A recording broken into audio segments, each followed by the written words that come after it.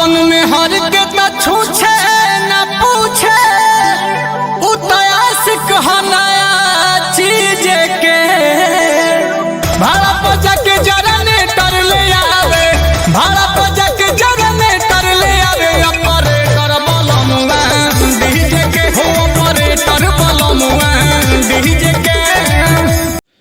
हाय दोस्तों, आप लोग कैसे? उम्मीद करता हूँ आप लोग ठीक ही होंगे। हमारी वीडियो कैसे लगी, अगर अच्छी लगी हो तो चैनल को सब्सक्राइब करें, वीडियो को लाइक करें और शेयर करना मत भूलें। Thank you for watching.